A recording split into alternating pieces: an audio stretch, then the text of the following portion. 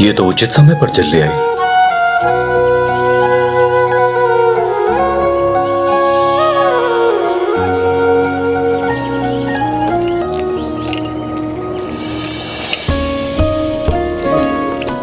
स्नान के बाद पहनने के वस्त्र।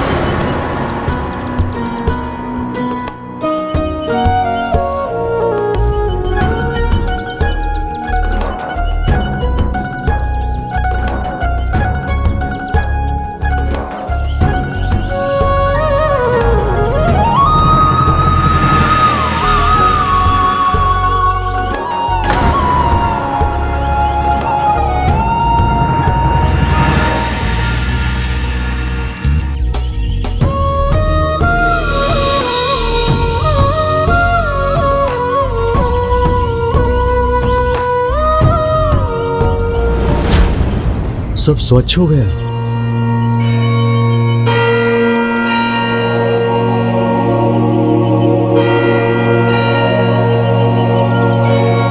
जल। अभिषेक के लिए जल। यदि यहाँ रख देती तो कुछ गिर जाता, पुनः जल दूषित हो जाता, इसलिए मैं ढक के लाई हूँ। लीजिए।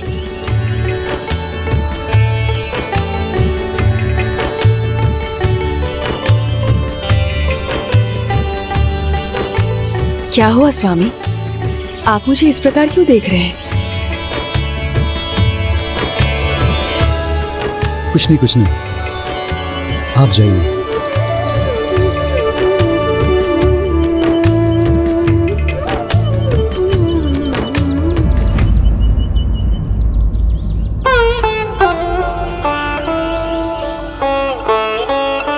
ओम नमः शिवाय। ओम नमः शिवाय। ये कैसा आभास हो रहा है मुझे? ये आकर्षण उचित नहीं। प्रभु के प्रति समर्पित मेरे जीवन में किसी अन्य का स्थान कहाँ? ओम नमः शिवाय। ओम नमः शिवाय।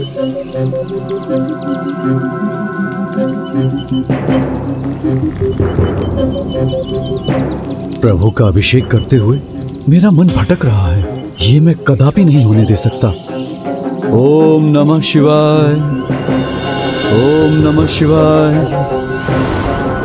ओम नमः शिवाय। ओम नमः शिवाय।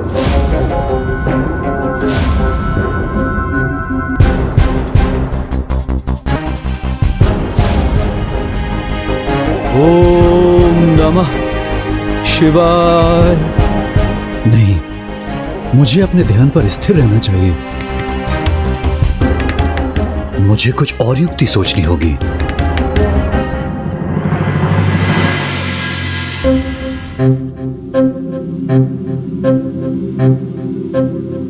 इस प्रकार जरत्कारु की कामना और व्यवहार दोनों दो दिशाओं की ओर बढ़ती रही।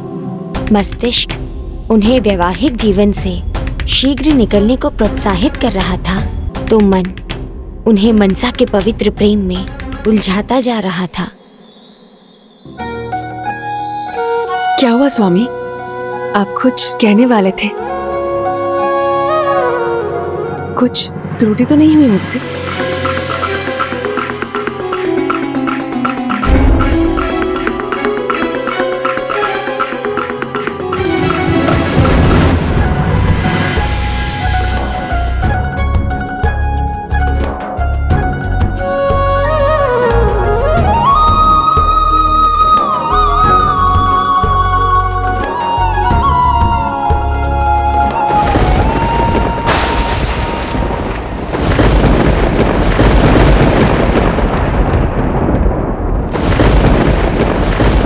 इन बूंदों को मैं स्वामी के मुख पर नहीं गिरने दूंगी। मनसा का प्रेम, उसका समर्पण अब ऋषिवर को हर पल प्रभावित कर रहा था, किंतु इसके पश्चात भी ऋषि जरत्कारु विवाह के बंधन से शीघ्र निकलने को तत्पर थे। वे ऐसा हर कारण उत्पन्न करने का प्रयास कर रहे थे जिसके आगे मनसा की सहन शक्ति भी जवाब दे दे।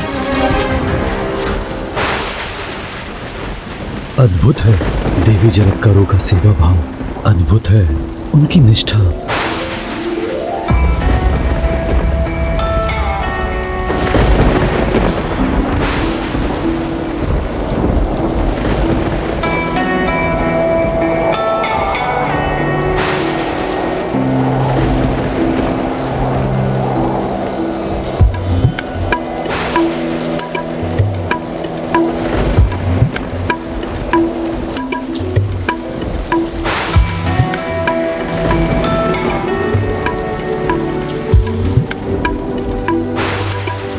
अद्भुत, अनुभव, सचमुच कितनी सुंदर है ये। प्रेम तो वो अलौकिक शक्ति है जिसकी भाषा बधिर भी सुन सकते हैं और मूक भी बोल सकते हैं। और जरत्कारु तो ऋषि थे, उन्हें भी मनसा के मन की बातें भली भांति समझ में आती थी।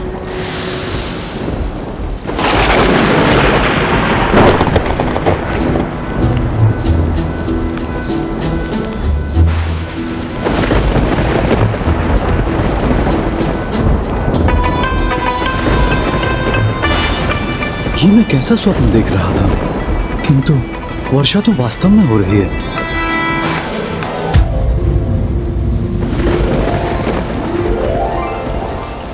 मुझे तनिक भी कष्ट नहीं होने देना चाहती हैं ये, और मैं इनका त्याग करने का प्रयास कर रहा हूं। स्वामी, प्रतीत हो रहा है तीव्र वर्षा आने वाली है।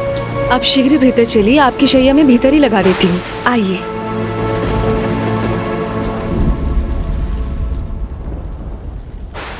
रुक जाइए स्वामी, आपको इस प्रकार सोने का अभ्यास नहीं है। आप मेरी गोद में सो जाइए। संकोच मत कीजिए स्वामी, मैं तो आपकी अर्धांगिनी हूं ना, इतना तो अधिकार है आप पर।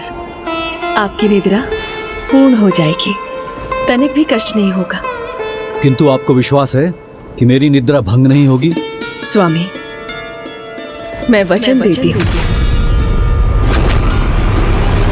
एक बार फिर सोच लीजिए, यदि ऐसा नहीं हुआ तो मेरी सेवा करने के वचन में त्रुटि हो जाएगी।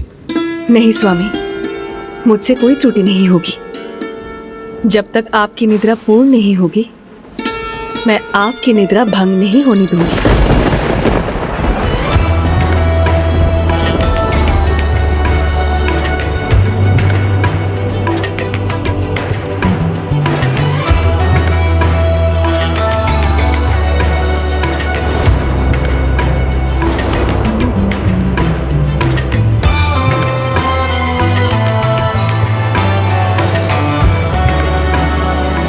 इतने समय बाद स्वामी ने मुझे अपने निकट तो आने दिया।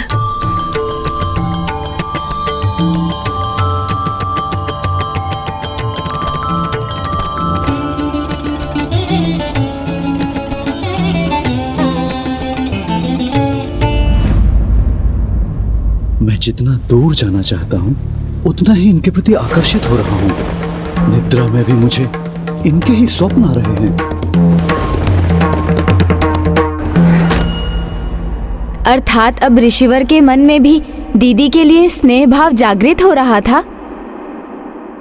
किंतु इसमें प्रसन्न होने वाली कोई बात नहीं थी, क्योंकि अब ऋषिवर विवाह बंधन को भंग करने के लिए और भी अधिक तत्पर हो गए थे। फिर तो इस विवाह का कोई अर्थ ही नहीं था। दीदी मनसा ने ये त्याग इसलिए किया था ना कि उनकी संतान नागों की रक्षा का कारण बने। ऋषिवर को ये कहाँ पता था पुत्र, वो तो बस अपने तप पर स्थिर रहने के लिए पुत्री मनसा का त्याग करना चाहते थे। मैं सदा इसी प्रकार अपने सभी कर्तव्य निभाती रहूंगी स्वामी। आप कभी नहीं जा सकेंगे मुझे छोड़कर।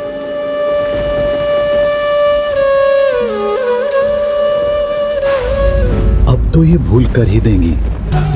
यदि इन्होंने मुझे उठाया तो इनका वचन भंग होगा, और यदि सूर्यास्त से पहले नहीं उठाया तो भी उसे भूल ही माना जाएगा।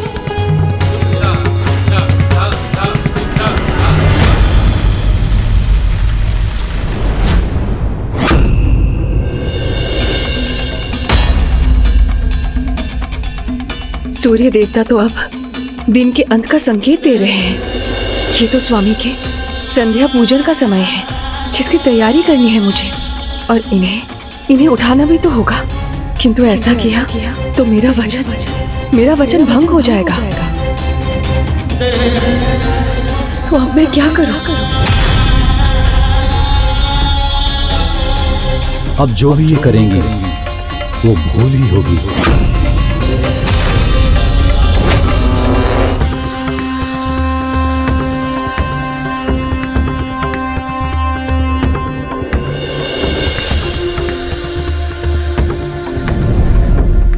स्वामी के लिए जीवन में उनकी भक्ति से अधिक महत्वपूर्ण कुछ भी नहीं, इसलिए अब मुझे इन्हें उठाना ही होगा।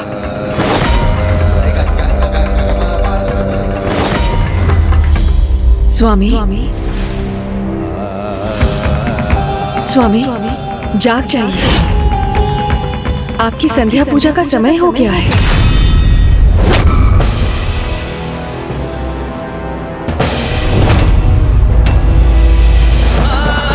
जब तक आपकी निद्रा पूर्ण नहीं होगी, मैं आपकी निद्रा भंग नहीं होने दूंगी। ऐसा अवसर मुझे फिर नहीं मिलेगा।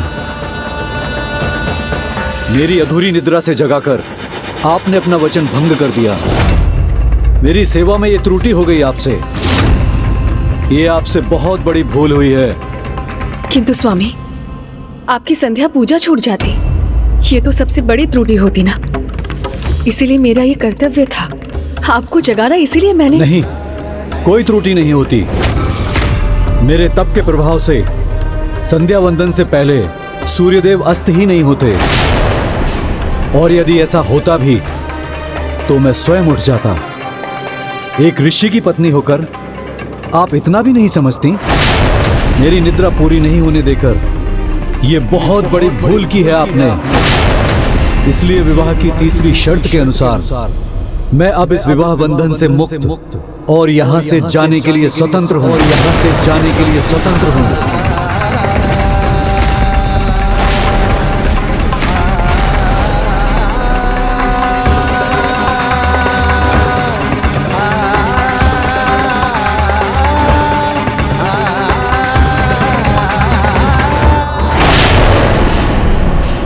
क्या आप मुझे सत्य में छोड़ के जा रहे हैं?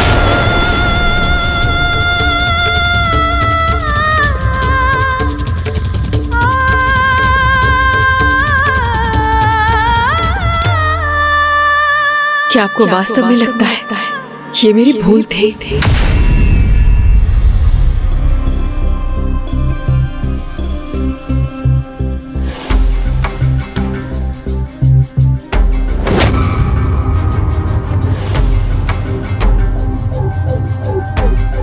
क्यों?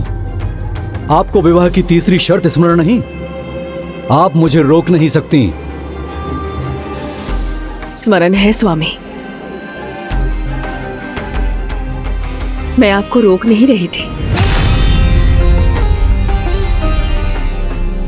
दीजिए।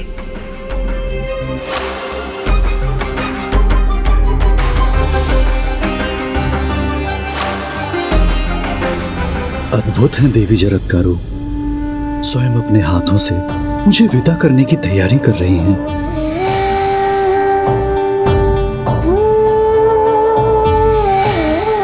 लीजिए स्वामी, निश्चिंत होकर प्रस्थान कीजिए।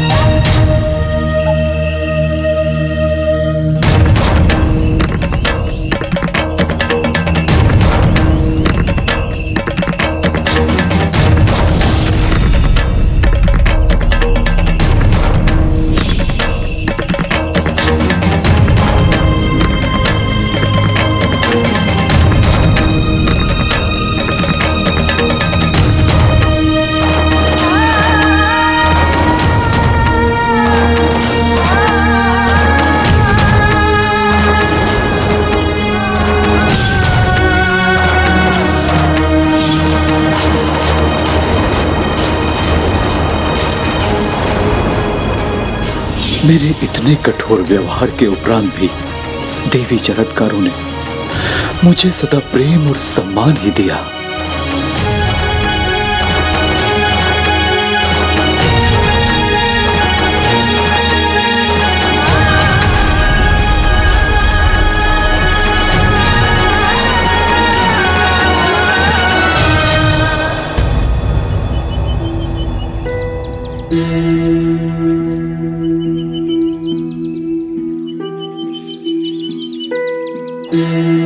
मैं चलता चला जाऊंगा,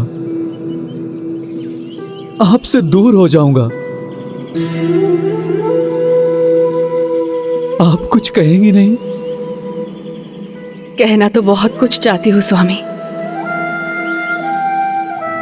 किंतु कैसे कहूं? आपकी दी हुई शर्तों से बंधे जो हूं। दुख तो केवल इस बात का है कि मैं अपने वचन पर स्थिर नहीं रह सकी। दुर्भाग्यवश मैं भूल कर ही बैठी। जो मेरे जीवन का उद्देश्य है उसमें सफल होने में मैं असमर्थ हो जाऊंगी। यदि आपसे मुझे संतान प्राप्त होती तो भविष्य में नागों का उद्धार हो जाता। हमारा पुत्र समस्त नाग वंशों की रक्षा करता।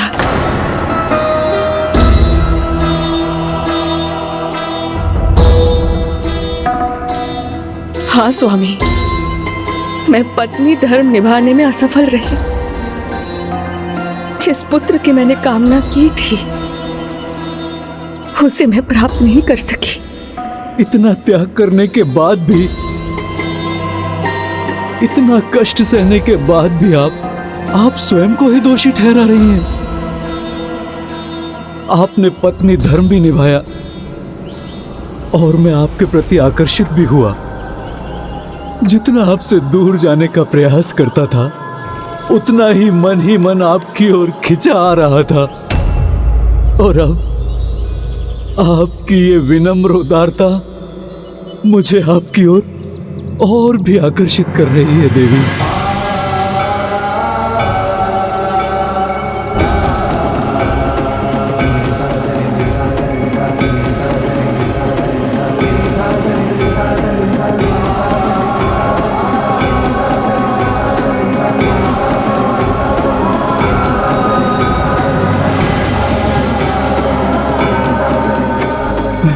एक दूसरे के प्रति अपने स्नेह को स्वीकार करने पर भी दोनों को भली भांति ज्ञात था कि उनके जीवन के लक्ष्य को पूर्ण करने के लिए उन दोनों को एक दूसरे से अलग होना ही था।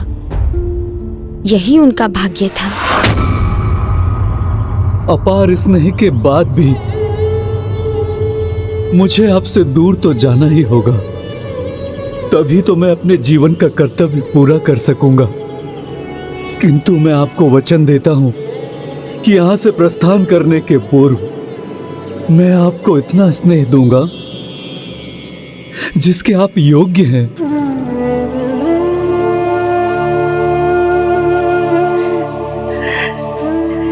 स्वामी, जितने भी दिन हम स्नेह भाव से और प्रेम भाव से बिताएंगे मेरे लिए उतना ही पर्याप्त होगा।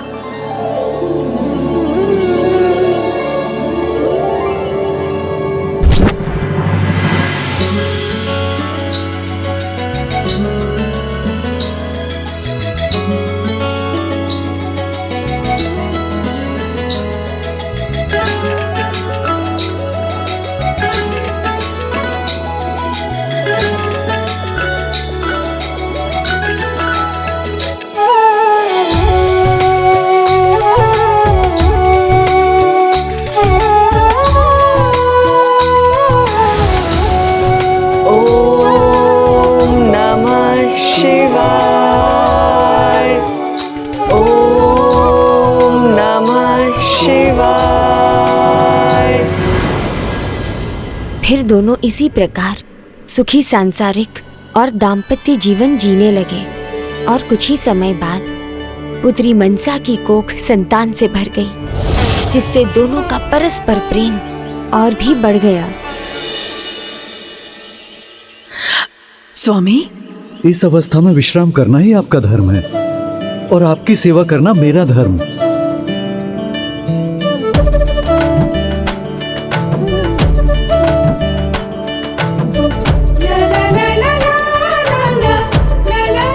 और इसी प्रकार आनंद के वातावरण में दोनों के दिन बीतने लगे। फिर जब उनके संतान के जन्म का समय निकट आया तो ऋषि जरत्कारु अपने विचारों में डूबे रहने लगे, जो पुत्री मनसा से भी छिपा नहीं था। स्वामी जल।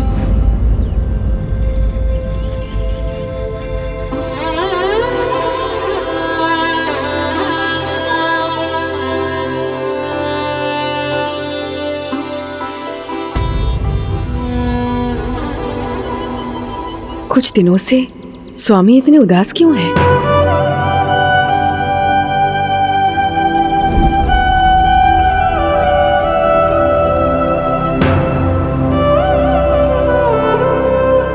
स्वामी के दुख का कारण क्या है?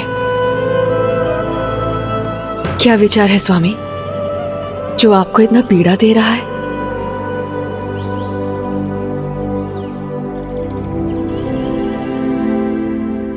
समझ गए, आपके विदा लेने का समय आ गया है स्वामी, किंतु आप मेरे स्नेह बंधन से मुक्त नहीं हो पा रहे। सांसारिक जीवन में बनते चले जा रहे हैं, किंतु ये तो आपका उद्देश्य नहीं। यदि आपने अब विलंब किया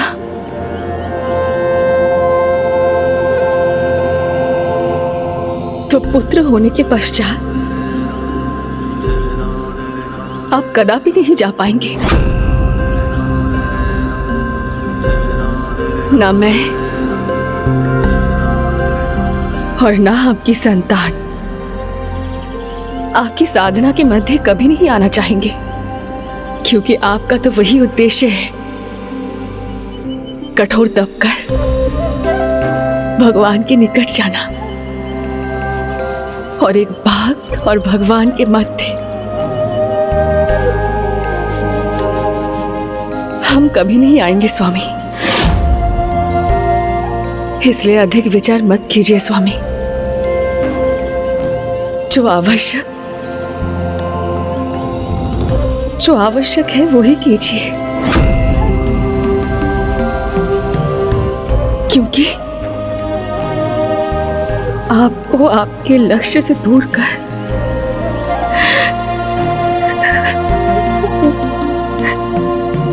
मैं दोष की भागी नहीं हो सकती। विलंब ना कर आपको प्रस्थान करना चाहिए स्वामी।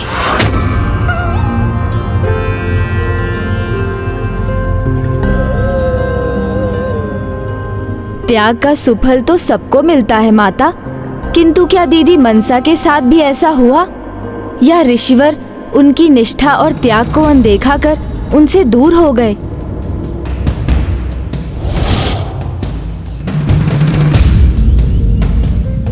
देवी, मेरा हृदय एक दिया है तो आप ही उसकी बाती हैं। मेरा सांसारिक जीवन आप ही से प्रकाशित है और आपको पाकर मैं धन्य हो गया। स्वामी, प्रेम को अभिव्यक्त करने के लिए शब्दों की आवश्यकता नहीं है। मेरे हृदय की बात बिना कुछ कहे आप समझ गए। मैं जानता हूं कि आपके लिए कितना कठिन है, फिर भी अपने हृदय को कठोर कर आप मुझे मेरे कर्तव्य के लिए भेज रही हैं। आपने कितने त्याग किए हैं और एक बार फिर आप त्याग करने के लिए प्रस्तुत हैं। धन्य है आप देवी, धन्य है। आपकी जितनी प्रशंसा की जाए उतनी ही कम है। आपसे दूर जाने के विचार से ही मेरा हृदय फटा सा जा रहा है। और फिर संतान पाकर तो आप दोनों का स्नेह मुझे कहीं भी नहीं जाने देगा। उचित ही कहा था आपने।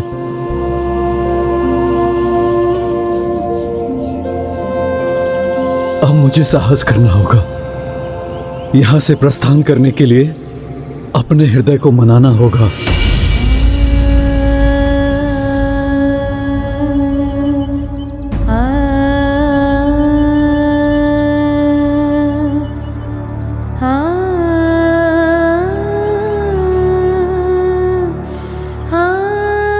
रोइए मत देवी, ये हमारी संतान के लिए बिल्कुल अच्छा नहीं।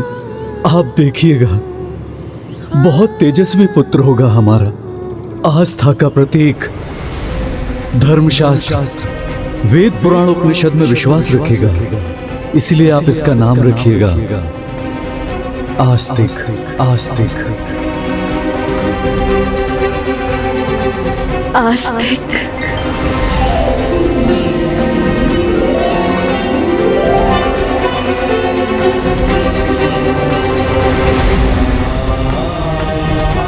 आप ऐसे नहीं जा सकते।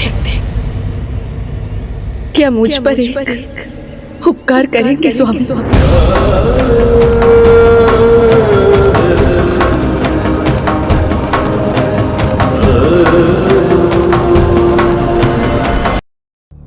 कहिए देवी, क्या चाहती हैं आप? आपको इस प्रकार जाते हुए देखना मेरे लिए अत्यंत कठिन हो जाएगा स्वामी।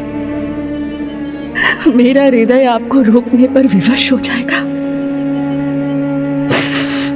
इसलिए आपसे निवेदन है कि मैं जब आपके निकट ना रहूं, आप तब प्रस्थान कीजिए।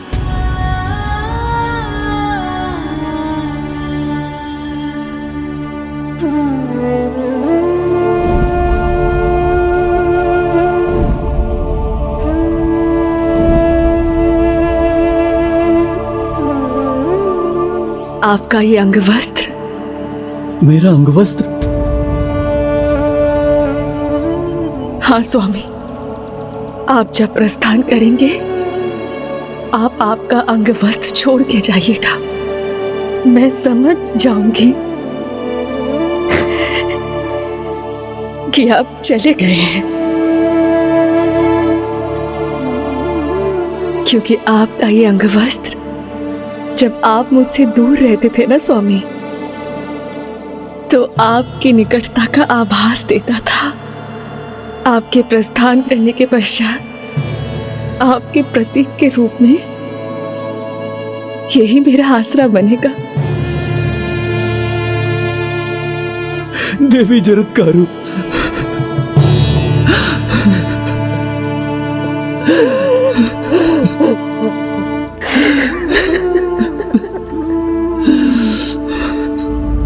फिर जीवन अपनी साधारण गति पर आ गया, किंतु पुत्री मनसा के मन में एक चिंता, एक भय सदा रहता था। फिर एक दिन भोर में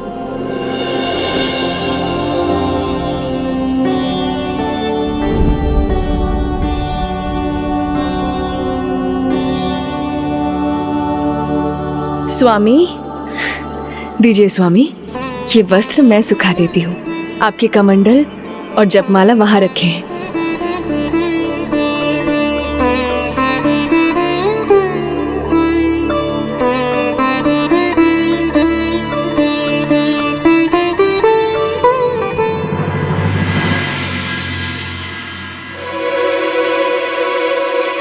स्वामी का अंगवस्त्र वो कहाँ गया?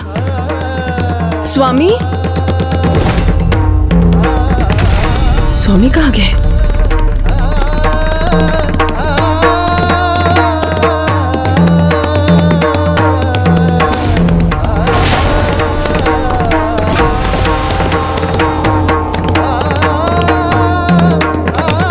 स्वामी का अंगवस्त्र यहाँ और उनका जपमाला और कमंडल नहीं।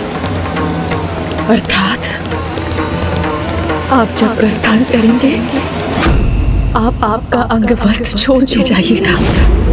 मैं समझ जाऊंगी कि आप चले गए हैं।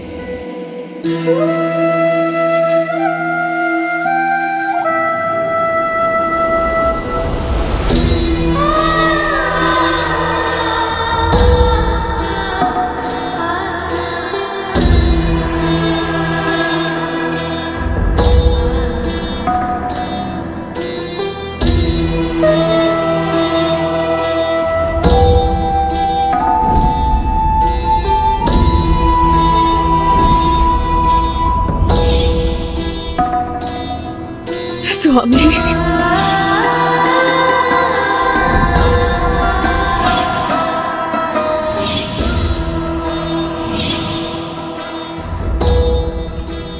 इतने त्याग के पश्चात भी दीदी मनसा को देवी का पद नहीं प्राप्त हुआ, ये तो अनुचित है।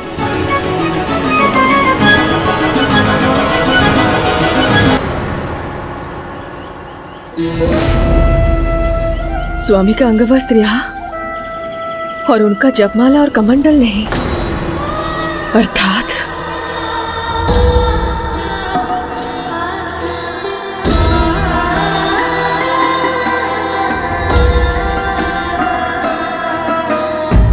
फिर इस संतान के जन्म के समय दीदी मनसा अकेली रह गईं।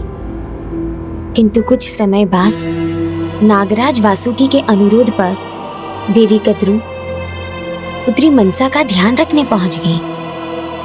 जीवन में इतने त्याग करने के बाद आस्तिक के रूप में पुत्री मनसा को प्रसन्नता का एक कारण तो मिला। धर्मशास्त्र, वेद, पुराण, उपनिषद में विश्वास रखेगा, इसीलिए आप इसका नाम रखिएगा आस्तिक। आस्तिक।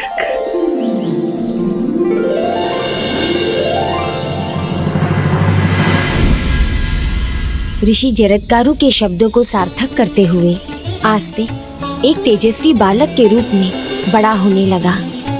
पुत्री मनसा बड़े स्नेह और दुलार से उसका पालन पोषण कर रही थी और स्वयं ऋषि कश्यप से श्रेष्ठ शिक्षा प्राप्त हो रही थी।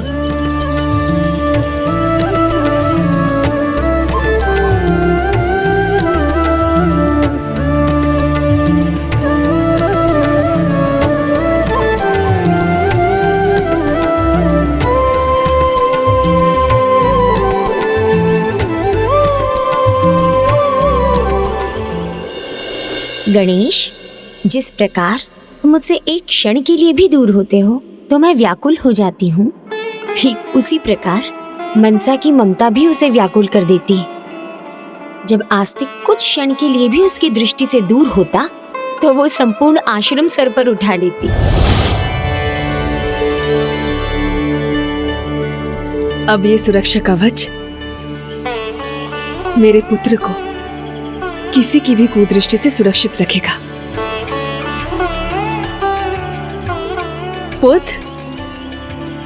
पुत्र आस्तिक, पुत्र आस्तिक। माता कद्रू, आस्तिक कहीं दिख नहीं रहा है, आपने कहीं उसे देखा है क्या? तुम्हारी अनुमति के बिना वो कहीं नहीं जाता पुत्री, यही कहीं होगा। इसीलिए तो माता मैं चिंतित हूँ, वो मेरे अनुमति के बिना कहीं नहीं जाता है, मेरी दृष्टि से दूर। माता, उसे ढूंढने में मेरी सहायता कीजिए ना। हाँ। आस्तिक। प्रणाम ऋषिवर, क्षमा करें, क्या आपने आस्तिक को कहीं देखा है? वो कहीं दिखाई नहीं दे रहा है। यही तो था, अभी मुझसे ध्यान और साधना को लेकर कुछ प्रश्न किए और फिर उनके उत्तर पाकर चला गया। किंतु तुम चिंता मत करो पुत्री, वो यहीं कहीं होगा। किंतु ऋषिवर, यदि वो यहीं कहीं होता तो मेरे इतने बार पुकारने पर वो चला आता, किंतु वो आया नहीं। वो कहाँ है? प्रणाम ऋषिवर, प्रणाम बहन मनसा, प्रणाम माते। भ्राता, आप बिल्कुल उचित समय पर आए हैं। पुत्र आस्तिक कहीं मिल नहीं रहा है, कृपया आप उसे ढूंढने में मेरी सहायता कीजिए।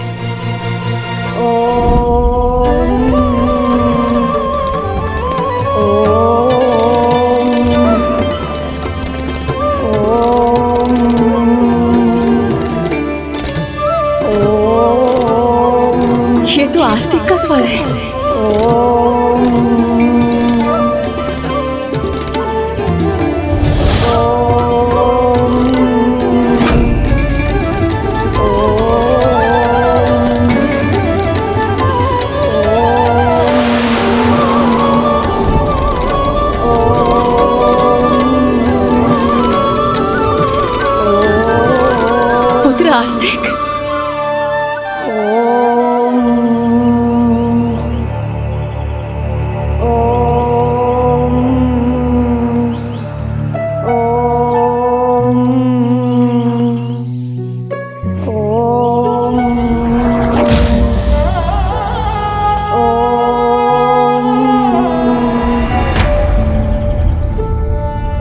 पुत्र तुम वहां क्या कर रहे हो?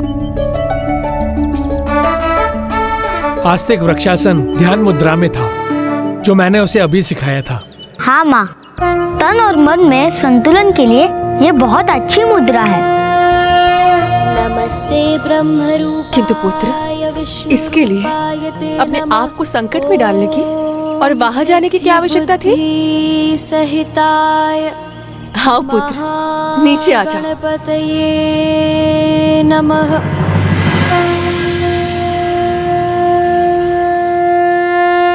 बहन मनसा इतना ध्यान रखती हैं आस्तिक का, एक पल उसे अपने से दूर नहीं होने देती, तो फिर अब वो उसे कैसे जाने देंगी? और मैं अपनी बहन को फिर एक त्याग करने को कैसे कहूंगा?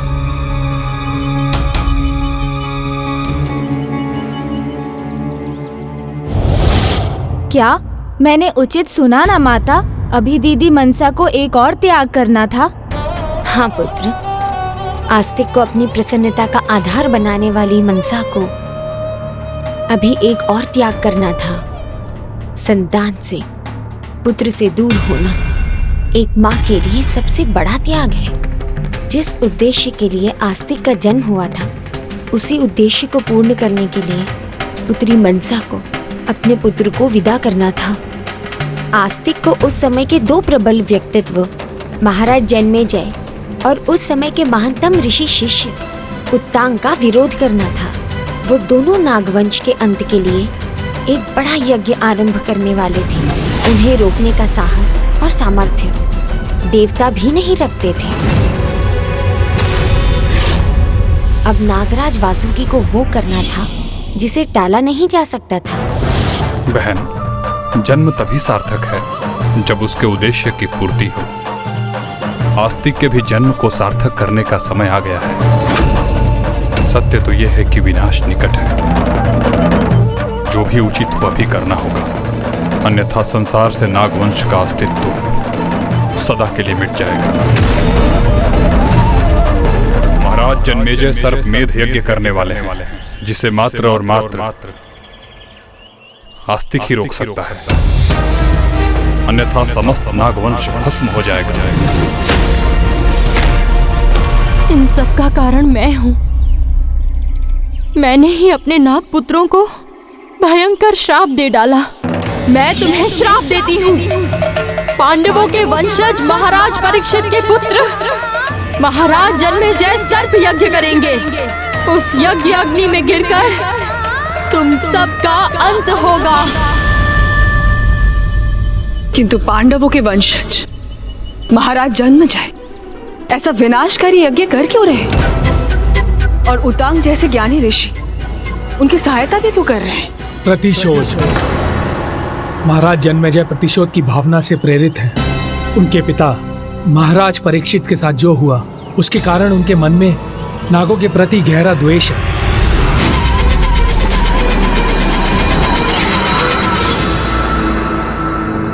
महाराज परीक्षित के साथ ऐसा क्या हुआ था माता? एक दिन हस्तिनापुर के महाराज अर्जुन पुत्र अभिमन्यु के पुत्र परीक्षित आखेट के बाद वन से लौट रहे थे और उस समय उन्हें बेहद प्यास सता रही थी। यहाँ तो कहीं भी जल नहीं दिख रहा।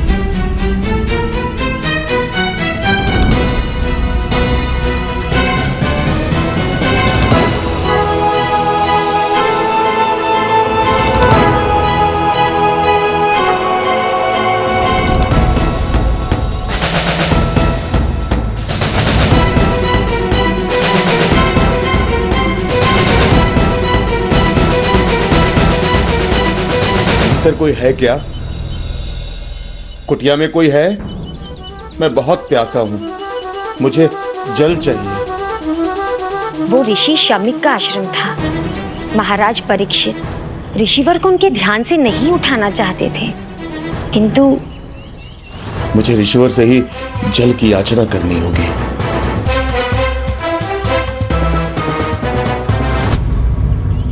क्षमा कीजिएगा ऋषिवर, मैं यहां जल प्राप्त करने के उद्देश्य से आया हूं। मैं अत्यंत ही प्यासा हूं। यदि मुझे जल नहीं मिला तो मेरे प्राण निकल जाएंगे ऋषिवर। इसलिए आपको आपके ध्यान से उठाने का प्रयास कर रहा हूं। हमें जल देने की कृपा करें। मैं हस्तिनापुर नरेश परीक्षित हूं ऋषिवर, हमारी सहायता कीजिए ऋषिवर, जल दीजिए हमें।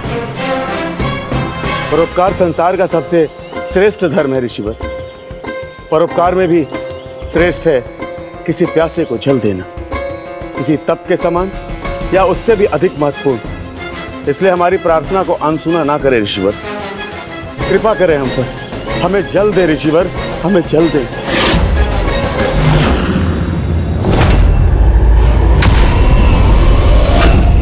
विश्वास नहीं होता, एक ऋषि हैं हम, इसके बाद भी किसी प्यासे को जल देने के लिए तत्पर नहीं है आप।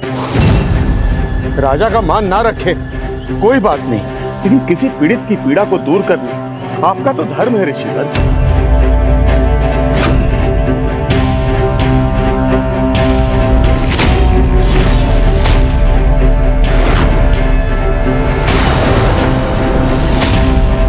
ऐसे अपमान, ऐसे तिरस्कार के बाद आपसे और अनुरोध करना व्यर्थ है ऋषिवर।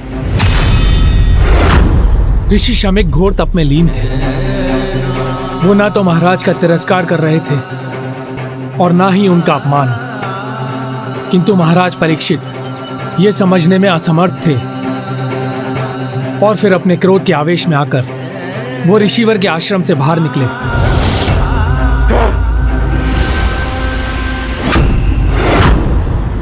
पहले ही मैं प्यास से व्याकुल हूं, उस पर यह मृत सर्प मेरे मार्ग में पड़ा है।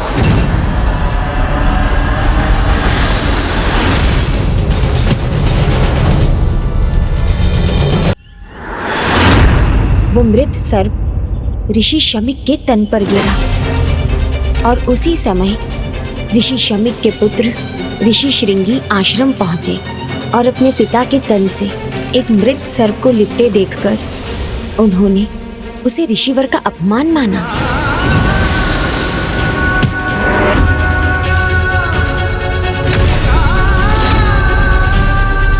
ये क्या किया महाराज? रुकिए राजन।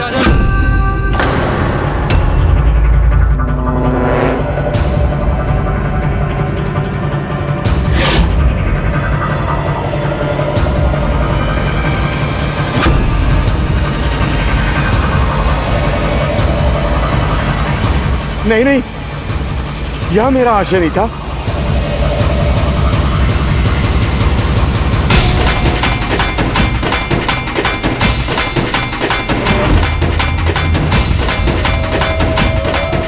ऋषिवर, मैं तो यहाँ केवल जल मांगने आया था। और क्या राजन, आप इतना भी नहीं जानते? तप में लीन ऋषि संसारिक गतिविधियों से दूर रहते हैं। उनका सीधा संपर्क उनके ईश्वर से होता है, इसलिए ना उन्हें कुछ दिखाई देता है और ना ही सुनाई देता है।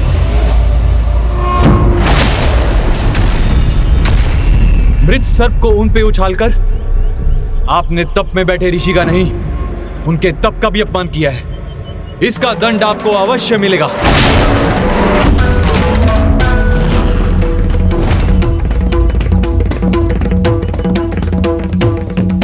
मैं आपको श्राप देता हूं कि एक सर्प ही आपकी मृत्यु का कारण होगा। आज से 7वें दिन सर्पों के राजा तक्षक के दंश से आपकी मृत्यु होगी।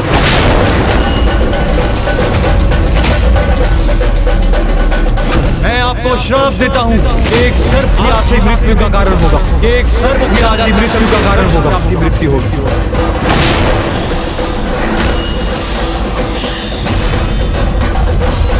महाराज परीक्षित ने ऋषि श्रृंगी से बहुत क्षमा याचना की, उन्हें समझाने का बहुत प्रयास किया, किंतु ऋषि का श्राप कहाँ लौटाया जा सकता था। फिर देवर्षि नारद के सुझाव पर अगले 7 दिन महाराज परीक्षित ने महर्षि शुक जी से भागवत कथा सुनी और ऋषिवर की प्रेरणा से अपने भाग्य को स्वीकार किया, जिसके परिणाम स्वरूप जब 7वें दिन सर्पों के राजा तक्षक ने उन्हें विष दंश दिया तो उन्हें मुक्ति प्राप्त हुई।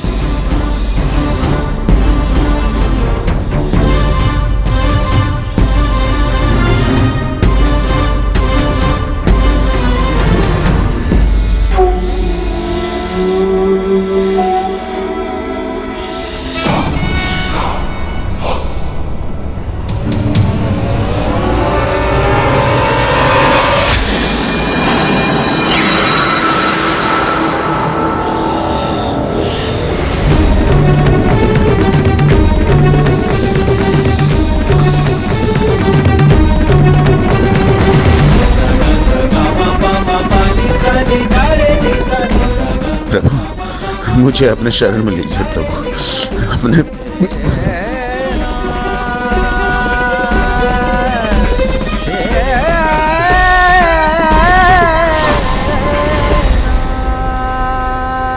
महाराज परीक्षित ने तो अपने भाग्य को स्वीकार कर लिया, किंतु उनके पुत्र जन्मेजय ऐसा नहीं कर सके।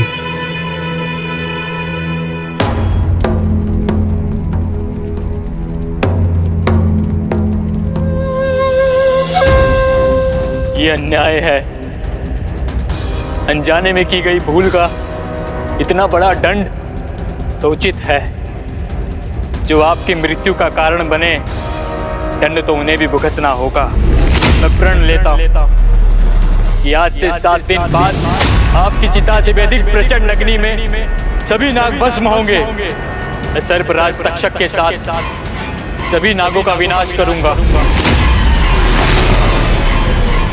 और फिर जन्मेजय के इस प्रण का लाभ उठाकर ब्राह्मण युवक उत्तांक ने उन्हें सर्पमेध महायज्ञ में सहायता करने का प्रस्ताव दिया।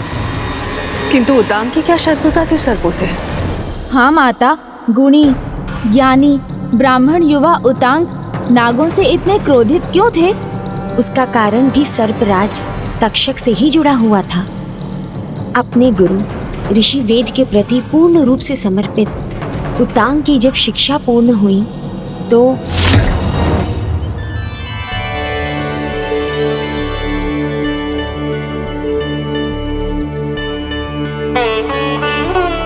उत्तांक, अब तुम्हारी शिक्षा पूर्ण हुई। मैं तुम्हें आशीर्वाद देता हूँ। भविष्य में तुम अपने तेज से संपूर्ण त्रिलोक को प्रकाशित करोगे। प्रणाम गुरु माता। पुत्र, अब तुम अपना सांसारिक जीवन आरंभ करो। किंतु गुरु माता, गुरुदेव, गुरु दक्षिणा दिए बिना भला ये कैसे संभव है? आपने ज्ञान का भंडार प्रदान किया है मुझे, तो मैं भी आपको कुछ ऐसा देना चाहता हूँ जिसमें आपकी रुचि हो, जो आपके लिए विशेष हो। पुत्र, यदि तुम हमें गुरु दक्षिणा देना ही चाहते हो तो राजा पौष्य की रानी के पास जाओ, जो धर्म परायणा है और प्रभु की महान भक्त होने के साथ दिव्य शक्तियों की स्वामिनी भी है। उनसे उनके कुंडल कुछ समय के लिए ले आओ, जिससे हम वो पावन यज्ञ कर सके जिसे हम बहुत समय से करना चाहते हैं। हमारे लिए यही गुरु दक्षिणा पर्याप्त है। जो आज्ञा गुरु माता। उत्तांक अपने गुरु के लिए कुछ भी करने को तैयार थे, यहाँ तक कि उनके प्रति अपनी निष्ठा में गोबर भी चखने को तैयार थे। गोबर? उन्हें गोबर चखने की क्या आवश्यकता थी? महाराज पौष्य के राजभवन की ओर जाते समय उत्तांक को थकान का आभास होने लगा।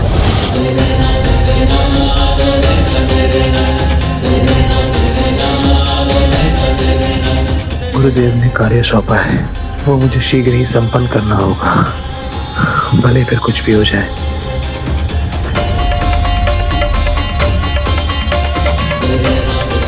हे देवी देवताओं, कृपया मेरी सहायता कीजिए। मुझे राजा पौष्य के राजभवन में पहुंचने का सामर्थ्य दीजिए। मैं गुरुदेव और गुरु माता की पूजा और हवन में और विलंब नहीं होने दे सकता।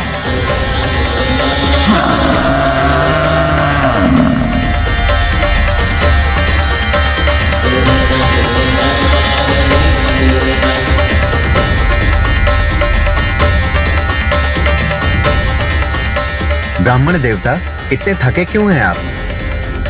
कब से यात्रा कर रहे हैं? एक सप्ताह तो हो ही गया होगा। ये तो कुछ भी नहीं। मेरे और मेरे वाहन महिष के लिए तो ये यात्रा की सामान्य अवधि है। मुझे और मेरे महिष को आपके समान थकान का अनुभव नहीं होता है। आश्चर्य, यदि मुझमें भी आप जितना सामर्थ्य होता तो मैं भी अपने गुरुदेव और गुरु माता की इच्छा शीघ्र पूर्ण कर पाता। सामर्थ्य तो आपको भी प्राप्त हो सकता है, बस मेरे महिष का गोबर चखना होगा।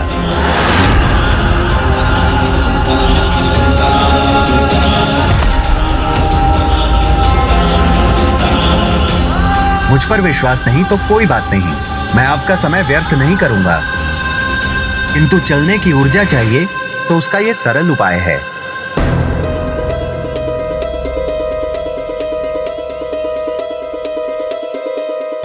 सामर्थ्य तो आपको भी प्राप्त हो सकता है, बस मेरे महिष का गोबर चखना होगा, किंतु चलने की ऊर्जा चाहिए तो उसका यह सरल उपाय है। यदि ऐसा करने से मेरी सहायता होगी और मैं अपने गुरुदेव और गुरु माता का कार्य शीघ्र संपन्न कर सकूंगा तो ये कार्य मैं अवश्य करूंगा।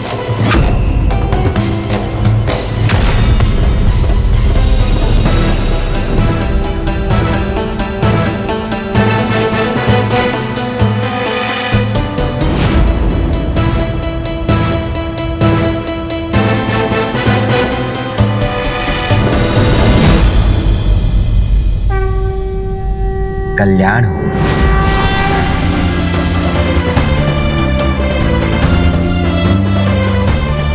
जो शिष्य अपने गुरु के लिए निकृष्ट कार्य करने को भी तत्पर हो जाए, ऐसे शिष्य को मेरा शत शत नमन।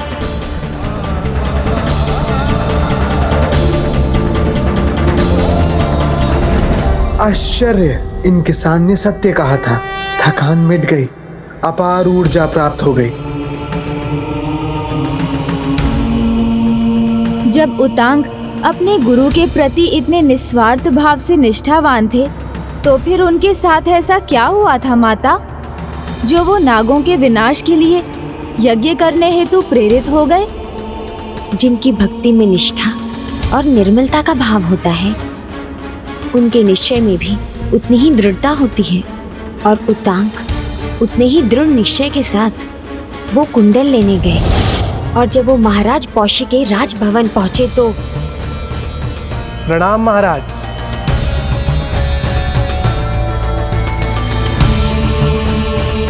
मैं ऋषि वेद का शिष्य उतांग हूं, आपसे सहायता का निवेदन करने आया।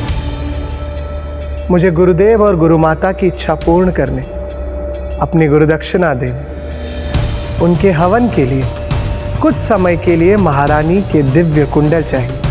आपके गुरु के प्रति आपकी ऐसी निष्ठा सराहनीय है। आप महारानी के पास जाकर उनसे उनके कुंडल मांग लीजिए, वो आपको निराश नहीं करेंगे। धन्यवाद महाराज।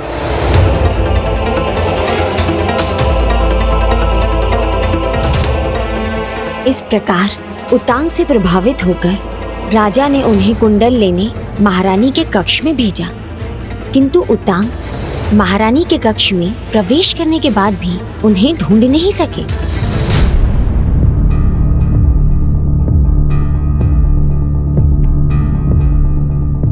यहाँ तो कोई नहीं। महारानी, महारानी,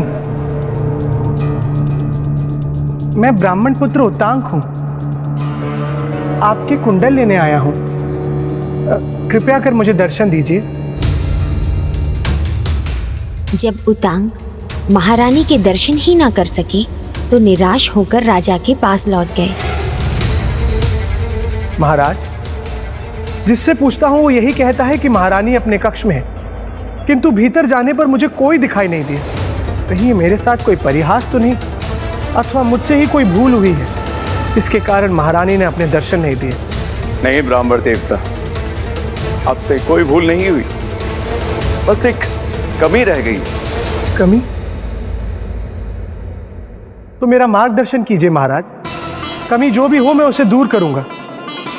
फिर चाहे मुझे उसके लिए अपने प्राण ही क्यों ना देने हो, परंतु अपने गुरु को उनकी गुरु दक्षिणा देने में कोई कमी नहीं रहने दूंगा। मैं आपकी इस अद्भुत निष्ठा को देखकर और भी प्रभावित हुआ। किंतु आपको उसके लिए प्राण नहीं देने, बस अपनी अस्वच्छता का त्याग करना। आपका मन तो स्वच्छ, किंतु तन वो भी स्वच्छ है ना?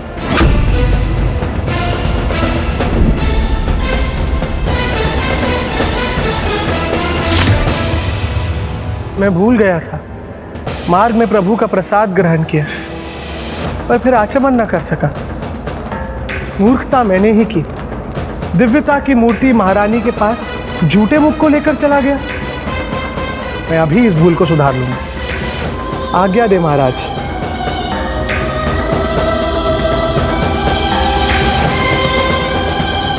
केशव नारायण माधव गोविंद विष्णु अच्युत विक्रम श्रीधर ऋषिकेश पद्मनाभ।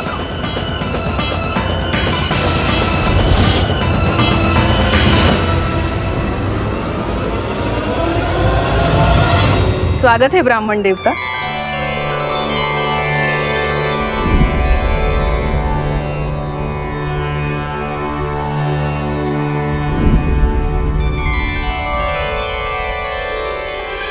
प्रणाम महारानी।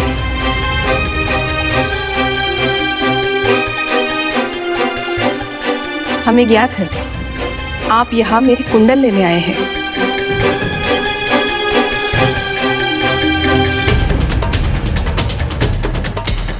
मेरे दिव्य कुंडल, मैं इन्हें आपको दे तो रही हूँ, किंतु आपको इसे बहुत संभाल कर ले जाना होगा, क्योंकि अंधकारी शक्तियों के स्वामी, सर्पों के राजा, पाताल लोक निवासी तक्षक को तो बहुत समय से इन्हें पाने की लालसा है, और वो पाताल लोक से भी इनकी गंध पाकर इन तक पहुंच सकता है।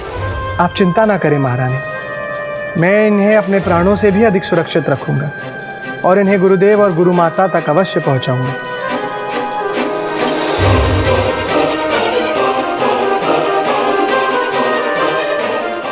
आज्ञा दीजिए महारानी।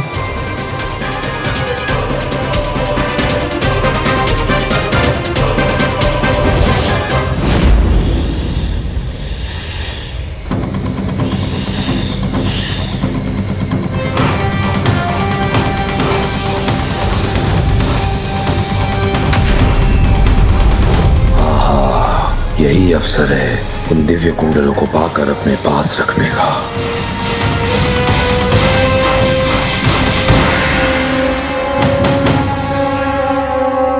अब मेरी यात्रा सफल हुई। अब मैं अपने गुरु को गुरु दक्षिणा दे पाऊंगा।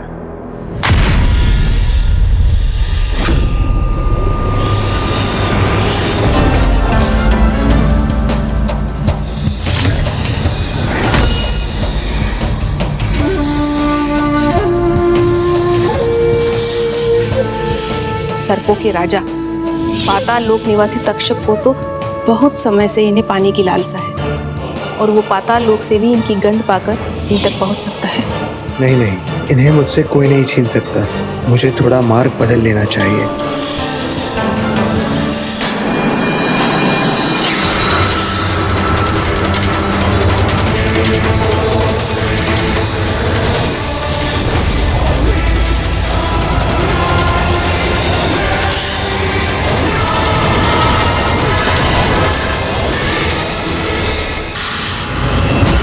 ये तो किसी ऋषि की कुटिया है। सर्प इनकी कुटिया में आने का साहस नहीं करेंगे।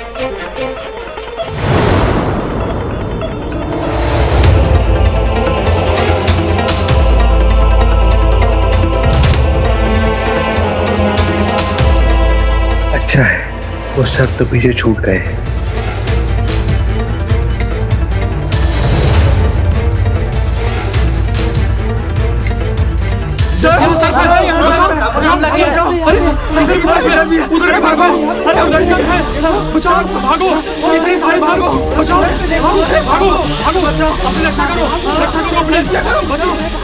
वो सर्प यहाँ तक पहुँच गए। मुझे बचकर निकलना चाहिए। सहायता! बचाओ! बचाओ! बचाओ! सहायता करो हमारी ब्राह्मण देवता। जिस सर्प ने हमारे आश्रम में आक्रमण किया है वह अवश्य ही तक्षक है। हमारी सहायता करो ब्राह्मण देवता। संभलिए ऋषिवर।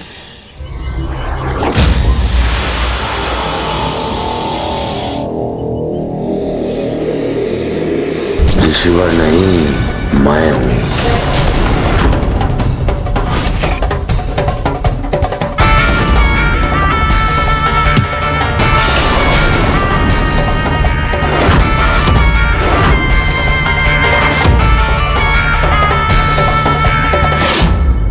अब ये कुंडल मेरे हुए।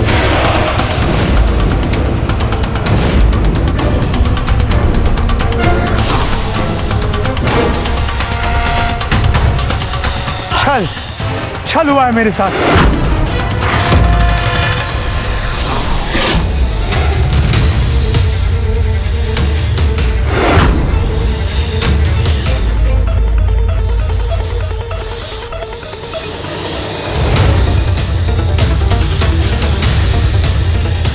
मैं चाहता तो बलपूर्वक भी इन्हें प्राप्त कर सकता था, किंतु छल करने में आनंद आता है मुझे।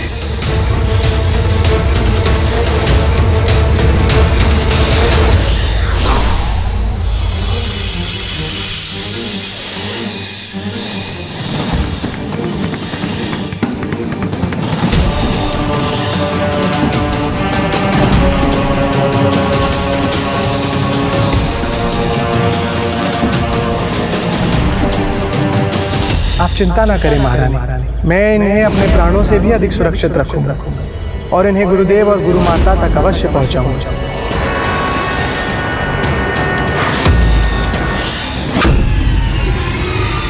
नहीं, मैं तुम्हें ये कुंडल नहीं ले जाने दूंगा।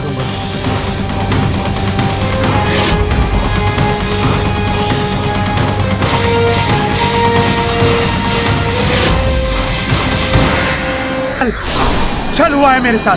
तुमने छल करके मुझसे कुंडल छीने हैं। मैं चाहता तो बलपूर्वक भी इन्हें प्राप्त कर सकता था, किंतु छल करने में आनंद आता है मुझे।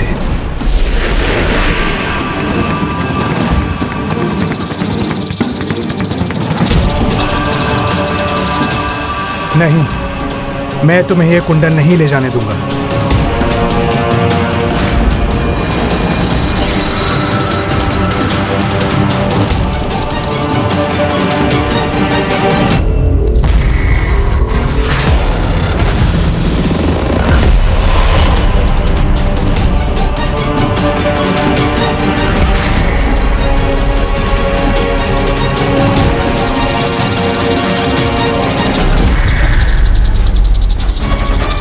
नहीं, वो दिव्य कुंडल तुम्हें नहीं लेके जाने दूंगा तक्षक।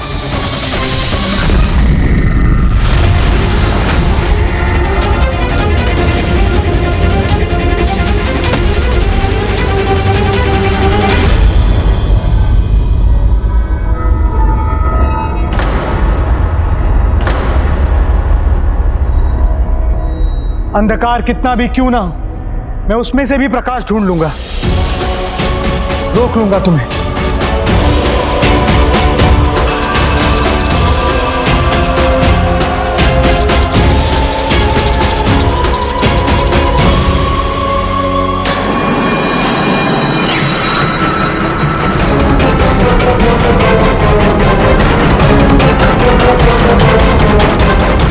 ये उचित नहीं हुआ।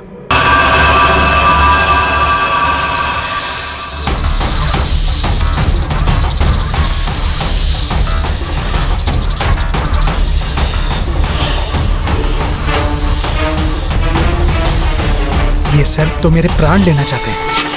अब मैं क्या करूं?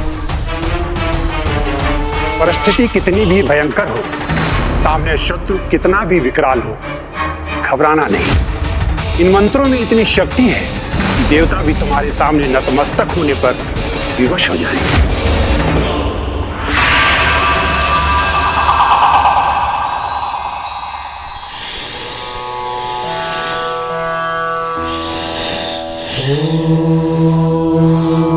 स्वस्ति न इंद्रो वृद्धश्रवाः स्वस्ति नः पूषा विश्ववेदाः स्वस्ति नस्ताक्षरो अरिष्टनेमिः स्वस्ति नो बृहस्पतिर्दधातु। ॐ शान्ति शान्ति।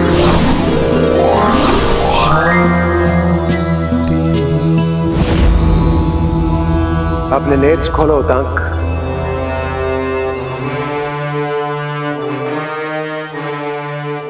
मैं तुम्हारे मंत्रों से उत्पन्न तपोशक्ति से अत्यंत प्रभावित हूं। बताओ क्या चाहते हो मुझसे? अपना वज्र मुझे प्रदान करने की कृपा करो, जिसकी सहायता से मैं तक्षक तक पहुंच सकूं और वो कुंडल प्राप्त कर सकूं जो उसने मुझसे छल से छीने। उचित है, मैं तुम्हें वज्र अवश्य प्रदान करूंगा, किंतु तक्षक मेरा मित्र और अनुयायी भी, इसलिए तुम इस वज्र से उसे किसी भी प्रकार की कोई हानि नहीं पहुंचा सकते, किंतु उसकी सर्प सेना से ये तुम्हें अवश्य सुरक्षित रखेगा।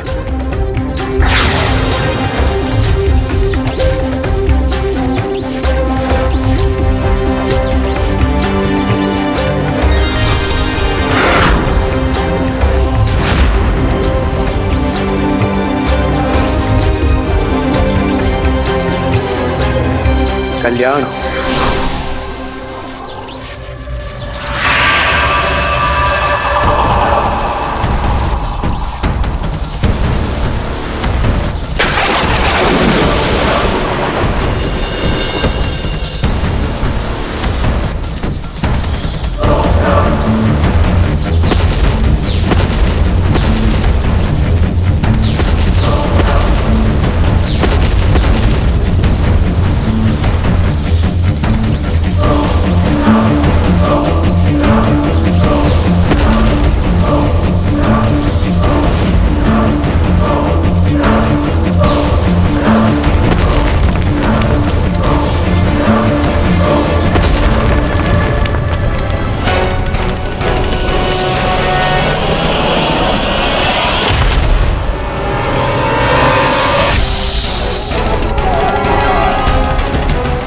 मुझे कुंडल लौटा दो तक्षक, इसी में तुम्हारी और तुम्हारे सर्पों की भलाई है। यदि ना लौटाऊं तो फिर अपने काल को बुलाओगे। काल? काल तो मैं बनता हूं सबका। बड़े बड़े राजा महाराजा सब मेरे सामने विवश हो जाते हैं, और अभी कुछ ही समय पहले मैंने एक प्रतापी प्रबल राजा को डसा है। तो तुम कौन हो मेरे सामने, कामन बालक? अंतिम चेतावनी दे रहा हूं, कुंडल वापस कर दो, अन्यथा मैं वार करने में विवश हो जाऊंगा। वार करोगे? भ्रम में मत रहो, देवराज इंद्र का वज्र भी मुझे आहत नहीं कर सकता। भ्रम में मैं नहीं, तुम हो मूर्ख। इतना भी नहीं जानते, मंत्रों की शक्ति किसी भी अस्त्र शस्त्र से कहीं अधिक शक्तिशाली होती है। विश्वास नहीं होता? अभी हो जाएगा। दिखाओ।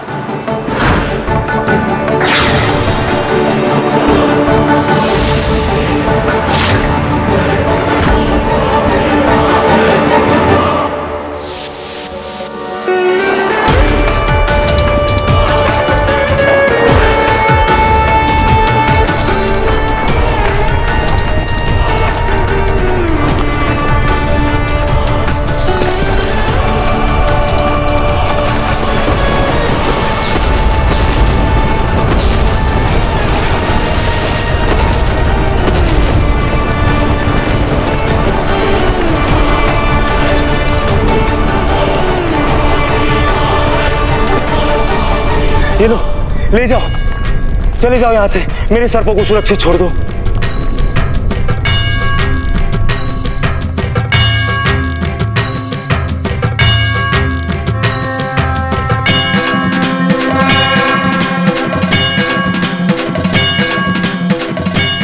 आज के बाद मेरे मार्ग में कभी मत आना, अन्यथा वो तुम्हारे जीवन का अंतिम दिन होगा।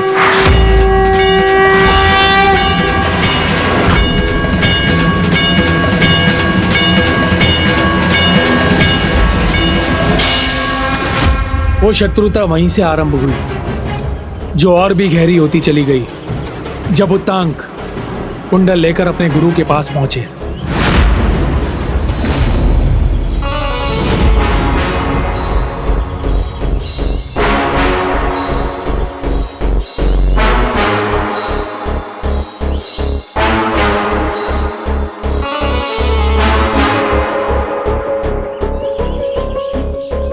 क्या हुआ गुरु माता?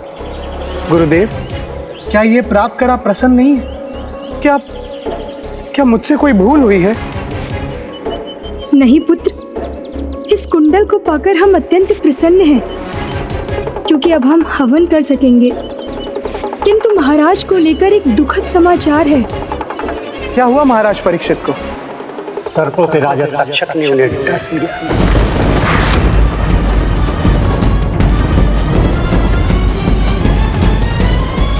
बड़े बड़े राजा महाराजा सब मेरे सामने विवश हो जाते हैं, और अभी कुछ ही समय पहले मैंने एक प्रतापी प्रबल राजा को डसा है।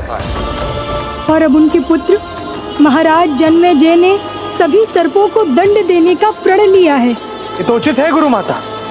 ऐसे सर्पों को उनके भयंकर अपराध का दंड अवश्य मिलना चाहिए। मुझे आशीष दे कि मैं भी इस कार्य में सहायक बन सकूं।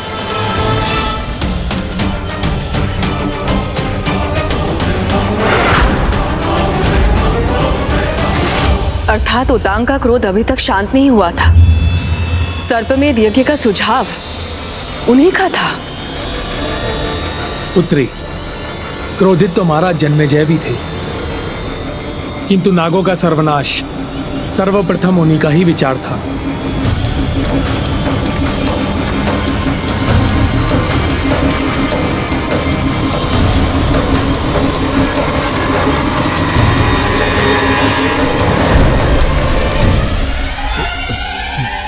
कहाँ है हमारे पुरोहित ऋषि कश्यप? उत्तर दो। महाराज, तक्षक और उसके सर्पों ने मार्ग रोक दिया है और वो किसी को नहीं आने दे रहे हैं।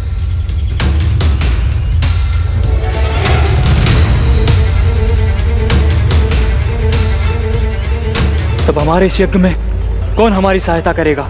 मैं करूंगा आपकी सहायता। मैं करूंगा आपकी सहायता। मैं करवाऊंगा आपका यज्ञ महाराज।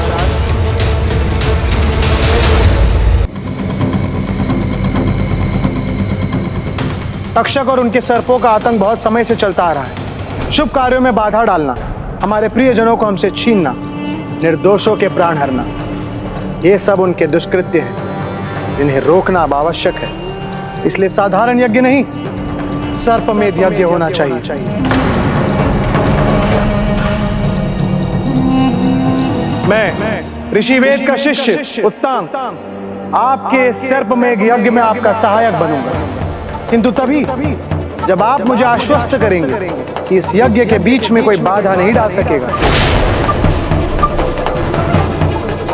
मेरे सैनिक इस यज्ञ स्थल के चारों ओर रहेंगे, जिनके हाथों में वो दिव्य अस्त्र होंगे जिनसे देवता तक भयभीत हो जाते हैं। इसीलिए आप निश्चिंत रहिए ब्राह्मण देवता, यहाँ तो कोई सर्प तो क्या, कोई असुर भी नहीं आ सकते। उचित है, मैं मंत्र शक्ति से भी इस स्थल को सुरक्षित रखूंगा, फिर यहाँ आने का साहस कोई नहीं करेगा।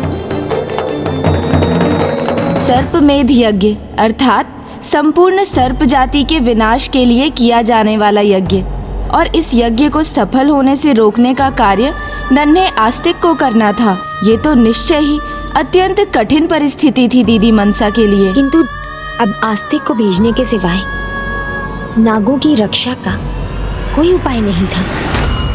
जिस यज्ञ को रोकने के प्रयास भी करने से पूर्व सभी देवी देवताएं विचार करने में विवश हो जाते हैं, और आप चाहते हैं कि मैं अपने पुत्र को उस यज्ञ को रोकने के लिए भेज दूं?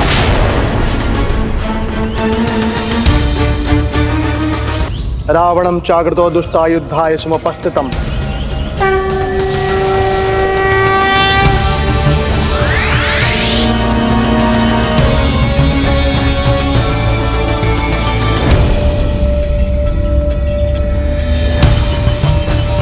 स्वाहा।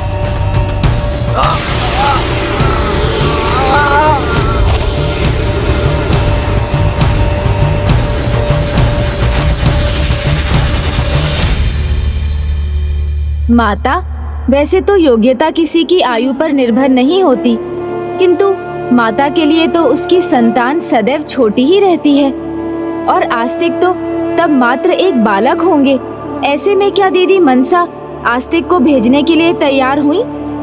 परिस्थिति विकट थी और मनसा भी सोचने पर विवश थी। एक ओर संपूर्ण नाग वंश का अस्तित्व संकट में था, तो दूसरी ओर उसके अबोध पुत्र का संकट में पड़ जाने का भय। दुविधा में थी मनसा।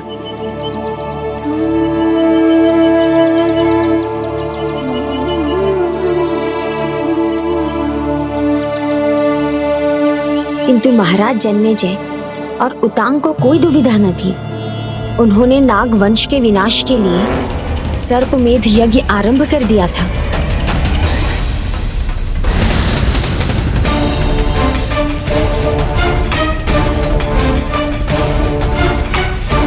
बड़े बड़े राजा महाराजा सब मेरे सामने विवश हो जाते हैं, और अभी कुछ ही समय पहले मैंने एक प्रतापी प्रबल राजा को डसा है।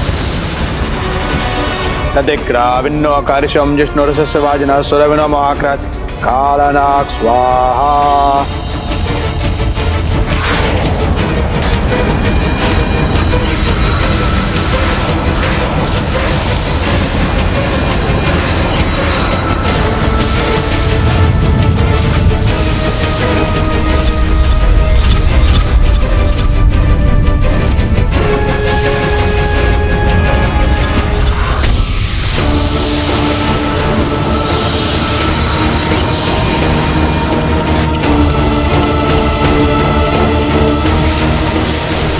ऐसा लग रहा है इस यज्ञ की अग्नि नागवंश को भस्म करने पर ही शांत होगी।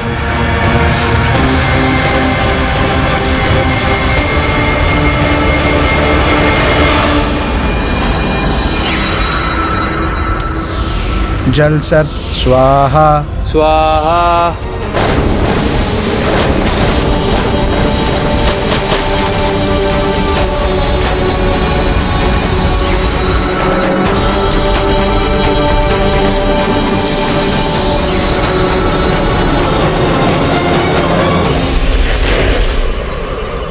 हे नागमाता कद्रू, हम श्वेत नागों का प्रणाम स्वीकार कीजिए। हमारे काल से हमारी रक्षा कीजिए, हमारी सहायता कीजिए माता। आपके क्षणिक क्रोध के कारण हमारी ऐसी दुर्दशा हो रही है माता। हमारी रक्षा कीजिए माता, हमारी रक्षा कीजिए। मेरी भूल को अब पुत्री मनसा ही सुधार सकती है।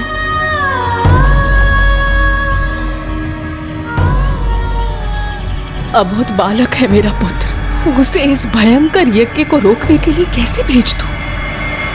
कितना भयावह है ये दृश्य। श्वेतनाग स्वाहा स्वाहा।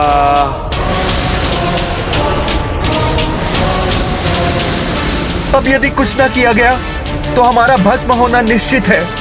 नागराज, अपना दायित्व निभाइए, हमारी रक्षा कीजिए, रक्षा कीजिए नागराज।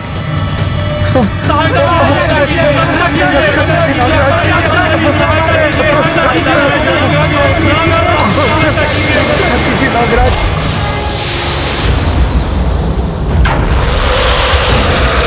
कैसा भयंकर यज्ञ है ये, जो नागों को उनकी इच्छा के विरुद्ध खींचकर भस्म कर रहा है।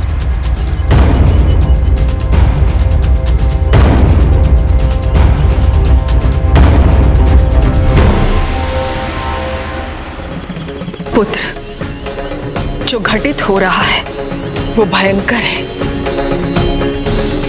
उसे देखकर भयभीत होना स्वाभाविक है, किंतु तुम्हारा धर्म कर्तव्य निभाना है, और तुम्हारा कर्तव्य ये है इस यज्ञ को रोकना, इस यज्ञ को रोकना, इस यज्ञ को रोकना। पुत्र, मैं मां हूं तुम्हारी। मैं तो सदैव यही चाहती हूं कि तुम मेरे आंचल में सदैव सुरक्षित रहो, किंतु अपनी ममता के कारण तुम्हें तुम्हारे मुख्य उद्देश्य से वंचित भी तो नहीं रख सकती।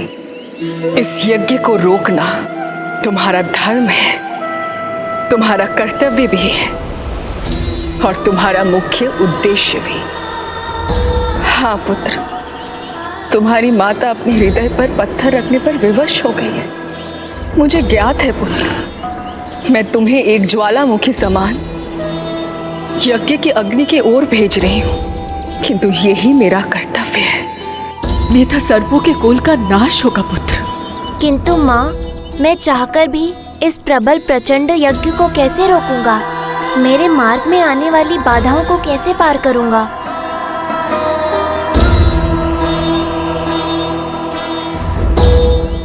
पुत्र, तुम्हें विश्वास रखना होगा अपने आप पर, अपनी तपोशक्ति पर, अपनी ज्ञान शक्ति पर।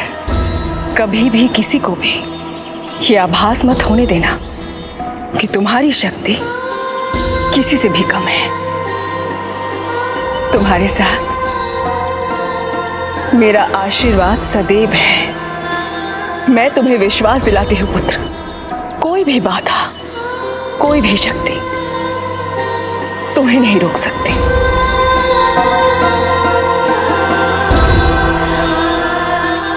पुत्र, जाने से पूर्व और अपना कार्य आरंभ करने से पूर्व प्रथम पूज्य गणाधिपति जी की पूजा अवश्य करना।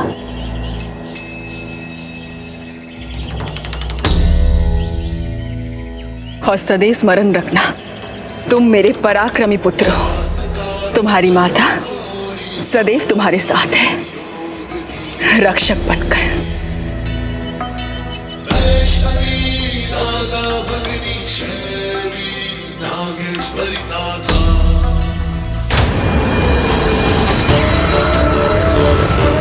इस यज्ञ को हमें किसी भी मूल्य पर रोकना ही होगा।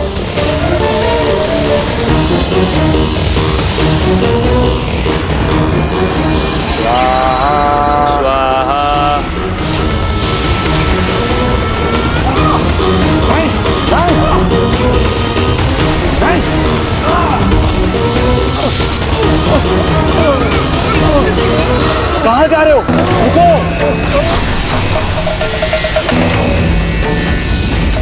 मेरे सर तो रुको, पीछे मत जाओ, साहस रखो, एक साथ मिलकर प्रयास करो, तभी रोक सकेंगे हम इस यज्ञ को। रुको, मेरी बात सुनो।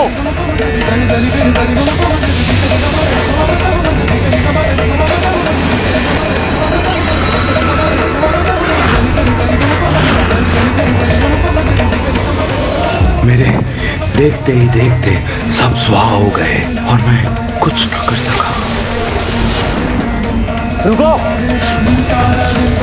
घबराओ मत, मैं तुम्हें कुछ होने नहीं दूंगा। रुको!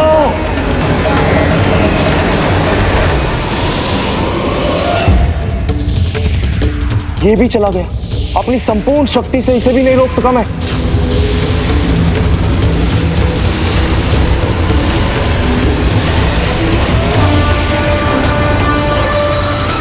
अब तो मैं ही शेष रह गया। माँ, आपका आशीर्वाद मेरे साथ है, तो मुझे विश्वास है कि मैं असंभव को संभव कर दूंगा।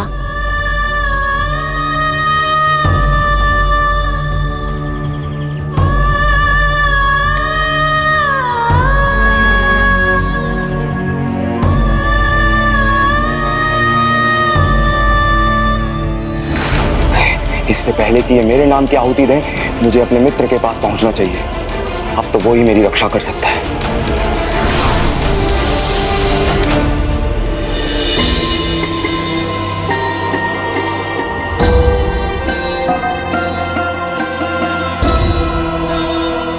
अपने जीवन में किसी भी त्याग को करने में सर्वाधिक कष्ट मुझे आज हो रहा है। जो मेरी आंखों का तारा है, जो मुझे अपने प्राणों से भी अधिक प्रिय है, जिसके रक्षा के लिए मैं सदैव ढाल बनकर खड़ी रही, उस निर्दोष कोमल पुत्र आस्तिक को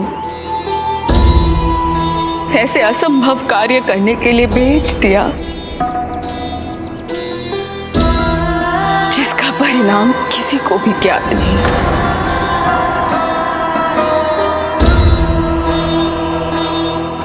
एक माँ के लिए अपने पुत्र को संकट का सामना करने के लिए स्वयं भेजना उतना ही कठिन है जितना किसी व्यक्ति के लिए स्वयं अपने ही अंग को काटकर फेंकना होता है।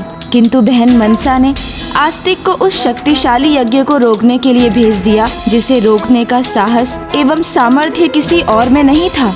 जो निस्वार्थ भाव से दूसरों की सेवा करे और दूसरों की प्रसन्नता के लिए अपनी ममता दांव पर लगा दे, ऐसी माता तो महान ही है।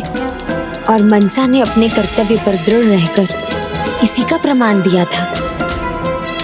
किंतु ऐसा न था कि आस्तिक के लिए अपना कर्तव्य निभाना उसे सरल होने वाला था।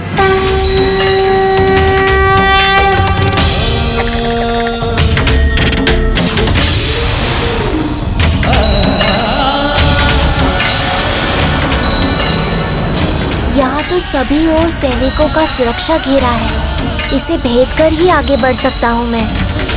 सावधान, कोई आ रहा है, अपने अस्त्र शस्त्र तैयार कर लो।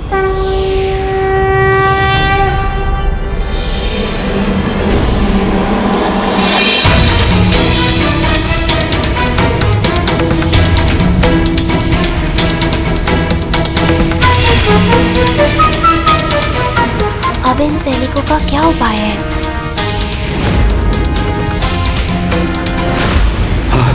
हटो, हटो मेरे मार्ग से।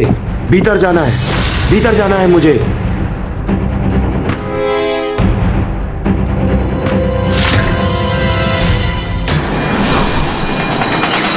कौन है वहां? मैंने पूछा कौन है वहां पर?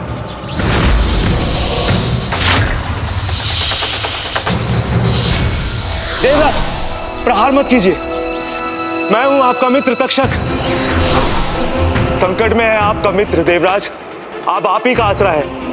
इस भयानक सर्प मेध यज्ञ के प्रबल प्रभाव से मेरी रक्षा कीजिए देवराज। सहायता कीजिए देवराज, मैं आपका मित्र हूं। किसी भी क्षण मेरा नाम ले लेंगे और मेरे अंत की आहुति उस यज्ञ कुंड में डाल देंगे देवराज, और मैं यज्ञ कुंड की भेंट चढ़ जाऊंगा, भस्म हो जाऊंगा देवराज। मेरे प्राणों की रक्षा कीजिए देवराज।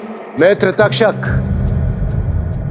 तुम देवराज इंद्र की सभा में आए हो, तो फिर यह चिंता क्यों? तुम्हारा मित्र स्वयं अष्ट दिक्पाल है, इसलिए कोई भी यज्ञ तुम्हें किसी भी प्रकार की हानि नहीं पहुंचा सकता। अपनी चिंताओं को त्याग दो और जाओ, जाकर अप्सराओं के नृत्य का आनंद लो। किंतु मित्र देवराज, कदाचित आप सर्वमेध यज्ञ के भयंकर प्रभाव को भूल रहे हैं। मित्र, ये स्वर्गलोक है। यहाँ के इस विशाल सिंहासन के समान मेरी इच्छा के विरुद्ध एक पत्ता भी नहीं हिलता। और वैसे भी उस यज्ञ को रोकने वाला वहां पहुंच चुका है। कौन है वह जो इस असंभव कार्य को संभव कर सकता है? कौन रोक सकता है इस महाविनाशक यज्ञ को?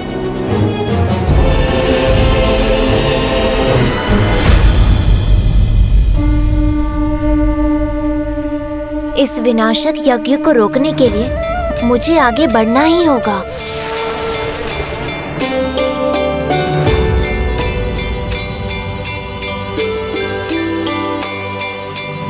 रुक जाओ, रुक जाओ, रुक जाओ। कौन हो तुम और यहाँ क्यों आए हो? आस्तिक नाम है मेरा, धर्म का साधक हूँ, धर्म परायण हूँ मैं। सत्य वचन कहना ही मेरा धर्म है। मैं यहाँ इस यज्ञ को रोकने के लिए आया हूँ।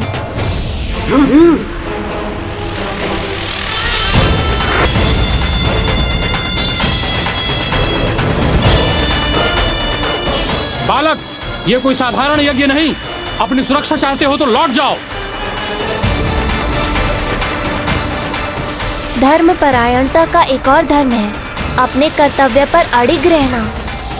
इसलिए मैं अपना कर्तव्य अवश्य निभाऊंगा और इस यज्ञ को रोकूंगा।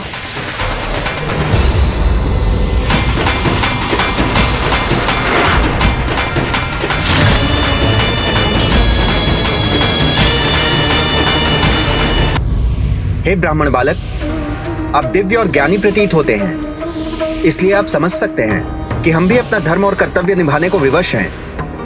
महाराज के आज्ञा अनुसार इस यज्ञ में हम किसी भी प्रकार की बाधा उत्पन्न होने नहीं देंगे। यदि आप अपनी सुरक्षा चाहते हैं तो यहाँ से वापस लौट जाइए।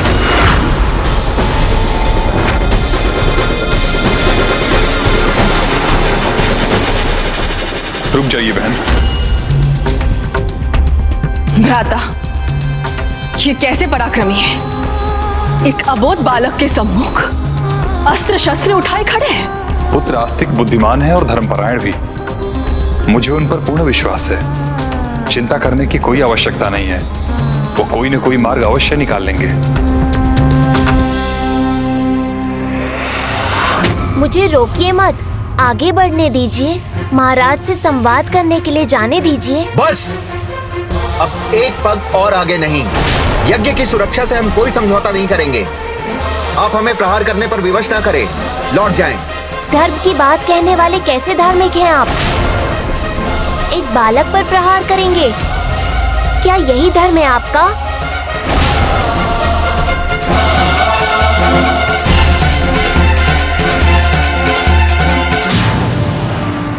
हे दिव्य ज्ञानी बालक, उचित कहा आपने। हम अपने महाराज के मान सम्मान को कभी ठेस नहीं पहुंचा सकते और न ही किसी दिव्य ज्ञानी बालक को अपने अस्त्रों से आहत करेंगे। किंतु अभी भी ये किंतु परंतु करने की भूल कर रहे हैं। हमारे महाराज की आज्ञा ही हमारा धर्म और कर्तव्य है। हम आपको आगे नहीं जाने देंगे। और मैं अपना धर्म और कर्तव्य निभाए बिना यहाँ से नहीं जाऊंगा।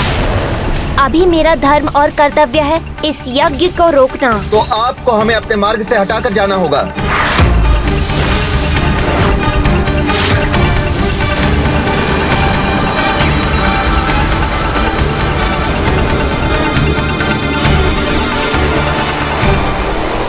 तुम्हें विश्वास रखना होगा अपने आप पर, अपनी तपोशक्ति पर, अपनी ज्ञान शक्ति पर। कभी भी किसी को भी ये आभास मत होने देना कि तुम्हारी शक्ति किसी से भी कम है। यदि यही आपकी इच्छा है कि मैं अपने कर्तव्य को निभाने के लिए आपको बलपूर्वक हटाकर आगे बढ़ूं, तो मैं यही करूंगा।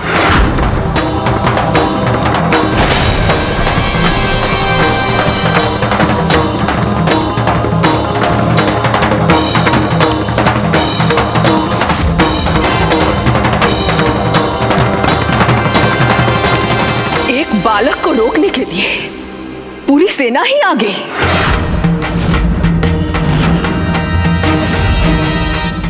आज आपकी संपूर्ण सेना भी मेरे मार्ग की बाधा नहीं बन सकती।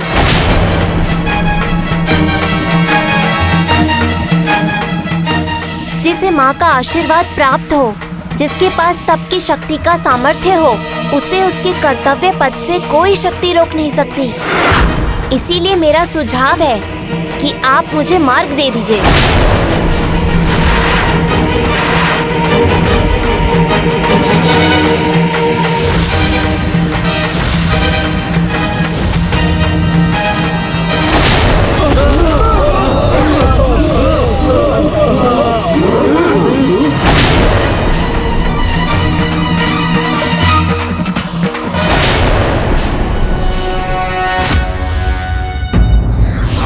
जब भी कोई उत्तम कार्य पूर्ण निष्ठा एवं दृढ़ निश्चय के साथ किया जाता है तो मार्ग में आने वाली बाधाएं निश्चय ही दूर हो